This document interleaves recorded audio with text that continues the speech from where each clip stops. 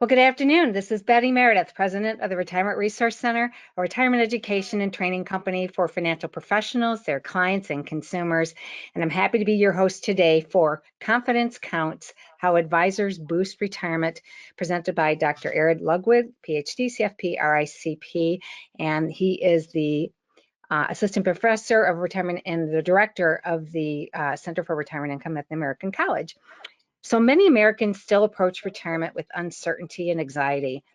The 2023 Retirement Income Literacy Survey, RILS, reveals gaps in both knowledge and confidence among pre-retirees and retirees.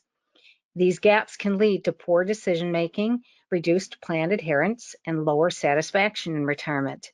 And this presentation uses RILS data to examine how working with a financial advisor can improve client outcomes, specifically by increasing confidence and reducing anxiety. There are actionable strategies advisors can use to improve how clients perceive their knowledge and ultimately strengthen the client-advisor relationship and supports better retirement decisions. Dr. Eric Ludwig is a financial advisor, researcher, and educator with a unique perspective on retirement planning. He is the director of the American College's Center for Retirement Income, where he leads research and helps shape the future of retirement education. He's also the CEO and co-founder of Stockbridge Private Wealth Management, a firm that helps clients navigate the real-world challenges of retirement. Eric brings nearly 20 years of experience as an advisor and a deep background in behavioral finance, shaped by his PhD work at Kansas State University. And what sets Eric apart is his focus on the human side of retirement, not just the numbers. He's developed Retirement 3.0, which I'd like to learn more about, Eric, a new way of thinking about retirement that blends financial security with purpose, time, wealth, and well-being. So Eric, thanks for being here with us today, and I'll now turn it over to you. Well, thanks so much, Betty, and I really appreciate the opportunity to present here and to your folks. I know you've been such a big advocate of financial literacy throughout your career, so it's fun to be able to partner with you on this. And we'll get to the learning objectives. One thing that I think is a little bit funny is that I know that your audience is primarily financial advisors, and really what a lot of this is going to be about is how great you are. So why do a presentation telling advisors how they how positive they are on the public? And we'll get into it, but part of the reason we want to do this is to give you some sort of speaking notes to your clients and potential clients on what you actually do and how you can benefit them. So we'll just start off with a couple learning objectives that we have here. We want to quantify the impact that an advisor brings to client confidence as well as anxiety.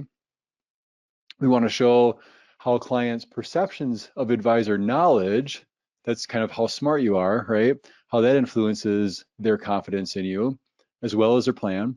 And then we want to just show some strategies to show kind of how to improve that. So let's get into it. This is really three different, I was telling Betty before we started this is really three different studies that we're going to walk through. I've never presented them all together in one, so we'll see from a time management perspective how we do. I want to try to provide as much value to you as I can. But let's start with this one. So this is maybe a funny place to start. When I asked my father-in-law, hey, what do you get out of working with me? A lot of times his default answer is that a financial advisor is there just to help you get better returns, right? They think that your job, the public, right, oftentimes thinks that you're just there to improve the performance of their portfolio.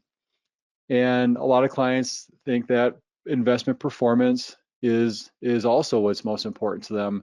There's kind of an interesting thing, I don't have it on here, but an interesting study that Morningstar did a couple years back where they ask advisors, hey, rank these 10 things that you think are most beneficial to clients. Then they ask clients, what are the 10 most beneficial things from an advisor, right? So you get both perspectives, and then what you can see is kind of the mismatch. And that's what we're starting to talk about here, is a lot of times that what advisors think is important is not the same thing that clients think is important.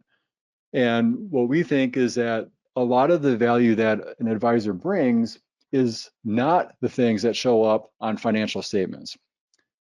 So let's get into what some of those are. Where we as advisors tend to provide a lot of value is in improving someone's confidence in their retirement. And that's either planning for it, or if you're an advisor like I am, I tend to focus for those, not those that are preparing for retirement, but those sort of already in it or transitioning into it. It's a whole nother kind of set of skills and knowledge that you have to have, right? And that's kind of what the RICP designation is for. The other things that advisors provide is this specific financial education. As we're recording this in spring of 25, there's tons of volatility going on in the market. And this is, where I think it's a kind of a difference maker with advisors. You're either going to run, kind of go hide under the rock, so to speak, and be like, oh my gosh, I don't want to deal with these client phone calls and emails, or it's your time to shine, right? Like this is like, I recorded something recently where I said you should never miss out on the opportunity of a crisis, right? And it's because this is your time to help people when they need it the most. So I have kind of the bullet points on there of behavioral modification, decision support, emotional and psychological support. Those are just kind of fancy words for what does that mean? Well, oftentimes it's when people are freaking out about the market and they don't know what to do.